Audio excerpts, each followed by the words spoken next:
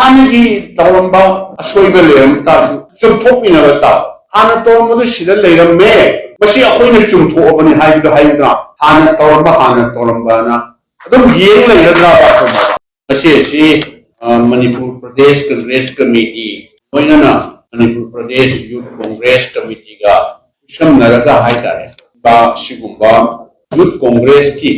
नौना खलकलबा president vice president Then secretary mayam sigi station karam no work pagi haibetare deda in a dash election be by kai community ba PCC ki president the West Working Committee AICC ki member amiki minister the PCC then we biramba city office bears in more particularly Manipur Pradesh Youth Congress ki samdagi ni be message oh in sumyam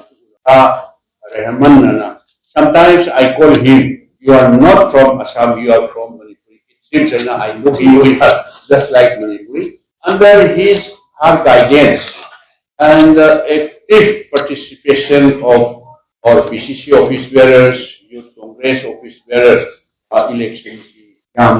successfully without any problem or trouble. We often are extremely grateful and congratulations to the newly elected office bearer of Congress office bearers. I masigi election ki pattern haibata in a khamba what ba haibata in a tajabada leader of opposition Rahul Gandhi ji na masigi tumbu chumdabdi khangde subject to confirmation ana hobok ni haidu hai adu masigi election schedule koi Manipur Pradesh Youth Congress की लैरिबा office bears सिंगी ताम सी लोइरे ना अदना election तौबा तारे high बिसलेदा सिगी vote खादन बसिसु हानेगी ballot system तो नत्रे mobile दा करीदा अखोइना vote खोलुबा याबा पोसु नत्रे इबोनंग तोबा चावगा आनंदगी और अविनाश की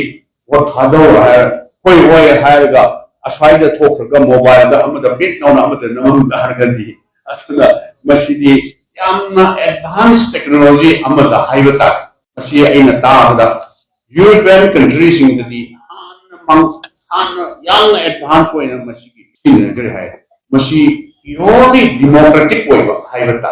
ana su influence to way ada election haibata sinba democratic way ba aduga asinba election haibata aina hana khalam bago ona tainare haibdi yes moi marks leida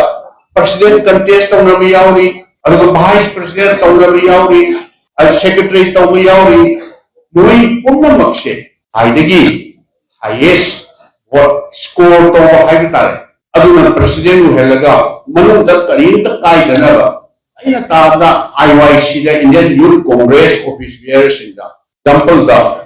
president contest of ahum first bagi highest pangbadune magi mathangda pangbadune adu ahum chuwa pangba moi ahum ji tawraga chumda chumda khangde madu ada Indian Youth Congress office bearsina moigi biodata mayamdu loine yenga matungda moida tongana verbal interview amasu moi lowi hire adu ma highest pangbaduna moigi voter highest pangbaduna 100% awareness highlighted. Magi personality, biodata, kari magi career, kari lay kore highlight singa mayam jinche. Ye naga, masi final decision sidi. Final decision si yang na dictator ki mo the boy aadagi hakta si to we want to. Sai aina haije to asengwa reform amane masi asengwa masi maina torpa sidaita even contest tawnaga aina henge tanarusu moi koi family munugani say election counting tawkanda mana highest hange now mana president version nang mana pulak chaminaro adu magi hek nakna second tabna namna vice president wero aina sumai tawna office bearers se contest ni phajana tawna halaga aini highest voter phangduna president halaga sumai tawse by sign out mayam su karim ta numai ta ba ꯑꯗꯨ ꯋꯥꯔꯧꯕ ꯀꯔꯤꯝꯇ ꯃꯁꯤꯗꯤ ꯄꯥꯔꯇꯤꯒꯤ interest ꯂꯩꯇꯦ ꯈꯜꯂꯒ ꯑꯩꯅ appeal ꯇꯧꯖꯅꯤꯡꯉꯤ ꯏꯆꯥꯁꯤꯡ ꯏꯅꯥꯎꯁꯤꯡ ꯅꯣꯏꯁꯦ ꯑꯩꯈꯣꯏꯒꯤ ꯅꯦꯁꯟꯁꯤꯒꯤ ꯑꯗꯨꯒ ꯁ꯭ꯇꯦꯠꯁꯤꯒꯤ ꯅꯣꯏ ꯑꯩꯈꯣꯏꯒꯤ ꯄꯥꯔꯇꯤꯁꯤꯡꯒꯤ ꯍꯥꯏꯕ ꯇꯥꯔꯦ ꯇꯨꯡꯒꯤ ꯄꯤꯂꯔꯅꯦꯕ ꯌꯨꯝꯕꯤꯔꯦꯟ ꯑꯣꯏꯒꯗꯧꯔꯤꯕꯅꯦꯕ ꯑꯩꯈꯣꯏꯒꯤ ꯅꯦꯁꯟꯁꯦ ꯃꯁꯤꯒꯤ ꯑꯣꯔ ꯑꯩꯈꯣꯏꯒꯤ ꯐ꯭ꯌꯨꯆꯔꯁꯦ ꯁ꯭ꯇꯦꯠꯁꯤꯒꯤ ꯂꯥꯏꯕꯛꯁꯦ ꯅꯣꯏꯒꯤ ꯈꯨꯠꯇ ꯂꯥꯛꯀꯗꯧꯔꯤꯕꯅꯤ ꯅꯣꯏꯒꯤ ꯈꯨꯠꯇ ꯂꯩꯒꯗꯧꯔꯤꯕꯅꯤ ꯑꯗꯨꯅ ꯍꯧꯖꯤꯛ ꯑꯩꯈꯣꯏ ꯈꯜꯂꯦ ꯌꯥꯝꯅ ꯅꯨꯡꯉꯥꯏꯔꯦ ꯑꯗꯣ ꯑꯩꯈꯣꯏꯅ ꯃꯥꯡꯗ ꯇꯥꯗꯅ ꯂꯩꯔꯤꯕ ꯁ꯭ꯇꯦꯠꯁꯤꯒꯤ ꯏꯁꯨ ꯆꯍꯤ ꯑꯅꯤ ꯐꯥꯔꯛꯀꯗꯕ ꯃꯁꯤꯒꯤ ꯋꯦꯌꯔ ꯏज ꯑꯋꯔ ꯖꯁꯇꯤꯁ ꯑꯗꯨꯒ ꯇꯧꯔꯤꯕ ꯑꯩꯈꯣꯏꯒꯤ ꯁ꯭ꯇꯦꯠꯁꯤꯗ ꯂꯩꯃꯤꯟꯅꯔꯤꯕ ꯖꯥꯇꯤ ꯃꯌꯥꯝ ꯄꯨꯜꯂꯒ ꯂꯩꯃꯤꯟꯅꯔꯤꯕ ꯑꯩꯈꯣꯏ ꯄꯨꯝꯅꯃꯛꯁꯤꯡꯁꯦ ꯆꯥꯟꯅ ꯆꯤꯟꯅꯅ ꯅꯨꯡꯁꯤꯅꯍꯟꯅ ꯂꯩꯃꯤꯟꯅꯒꯗꯕꯁꯦ ꯍꯧꯖꯤꯛ ꯁꯤꯗꯩꯗ ꯄꯥꯜꯂꯤꯕ ꯁ꯭ꯇꯦꯠꯀꯤ ꯕꯤꯖꯦꯄꯤꯒꯤ ꯒꯣꯔꯃꯦꯟ ꯁꯦꯟꯇꯔꯗ ꯄꯥꯜꯂꯤꯕ ꯁ꯭ꯔꯤ ꯅꯔꯦꯟꯗ꯭ꯔ ꯃꯣꯗꯤꯖꯤꯒꯤ ꯒꯣꯔꯃꯦꯟ ꯃꯁꯤꯅ ꯑꯩ ꯃꯇꯝ ꯁꯥꯡꯅꯗꯤ ꯀꯩꯅꯣ ꯂꯧꯖꯔꯣꯏ ꯑꯩ ꯉꯁꯤ ꯁꯨꯝ खबर पादा यूट्यूब ता अदुगा फेसबुक ता आई अमेरिका की यामना ममिंग लेबा हाइबा तारे जर्नलिस्ट की ग्रुप अमना कि डोनाल्ड ट्रंप की अनोवा प्रेसिडेंटशिप से सिगी मखादा जर्नलिस्ट ना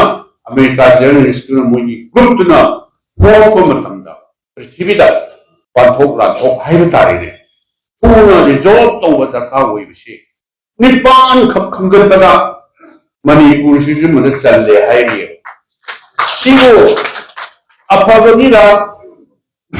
मत अफबगिरा फतबगिरा हाइबदि मयाम अदुम खनबिरोबा मसे अखोय मयाम की मांग तादन लेरने मसे आई अफबगी ओरमदौबा आई थाजदबा मांगदबा पृथ्वी की वाथो ओरमने मणिपुर की इशू से स्टेट से पार्लिया बीजेपी गवर्नमेंट ने हैंडल तौरबा लॉ एंड ऑर्डर खंगदे खंगदे तौरबा सेंट्रल पार्लिया मोदी ना तौरिबा मणिपुर तौरिबा मोंग से तुमदगी स्टेट सिगी रीजन सिगी नेशन सिगी नतना ग्लोबल ओइना पृथ्वी ओइना वाथोक खरा खंगदप मनुंद मसी यावरबनेबा मसी अखोय खुदमकी मांगदा ता मसी कमाय तौरगा अथोब मतमदा रिसोर्ट तौगदगे करम मतमदा अखोय मणिपुर लेबा अखोय पुनमक्सिंसे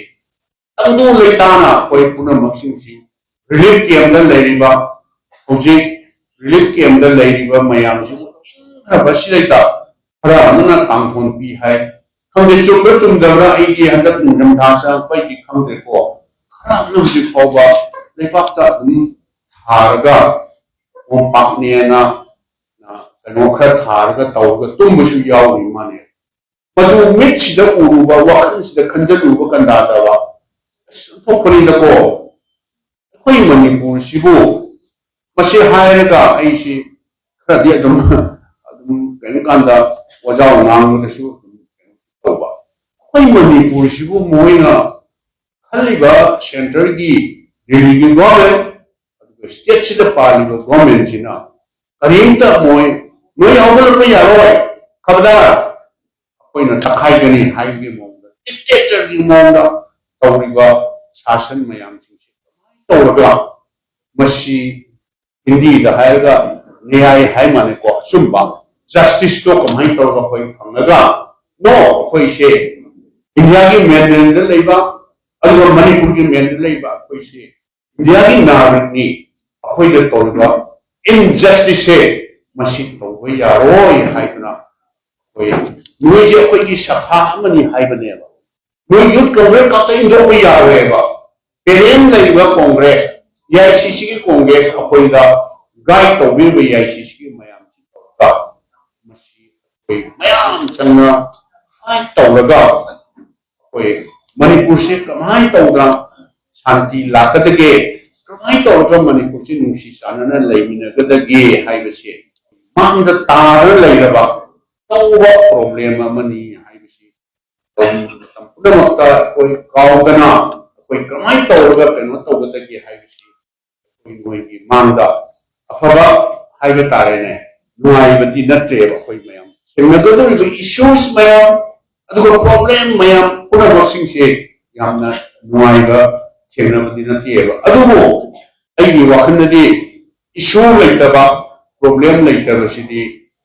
nungai ba society di issue do overcome tawna na ba koi thengna ba ta ni matla koi issue kiningai leiti ba koi masi hairaga hanagi government tawbani hanai government to here is the wrong hana to mo sida leiramme masi akoina chumthoabani haidu haidra hana toramba na adum yeng leira ba ko ma hana toramba to aran ma sida torme masi akoina chumthoabani haidu do ne government has the continuation ni boya ji government ji la fil da koi sahi ka mai mga le papi sewa torme hosi moi le ba government ji moi permanent na tie government ji government ma chakini government ma la kani hani ji toramba asoi be le ta sum thopi na ta ado adum na tadra hana torambani na koi amang khongai chalaga yenga leiba ta ra sikum do issues mayam sing se koi mayam Saja inausa noi di Manipur ki praja sing Bharat leiba praja sing asai am tori bani ina sai haije ki do muka hamjal labda noi se koi ki party ki koi ki state ki nation ki jati ki tongi yumbiren noi ga dori bani koi map amaga angam mate paminaraga Manipur se matam na santi lakna ba ona minersi hai bai Apun kerasi tham jeraga, iswai sum terenje.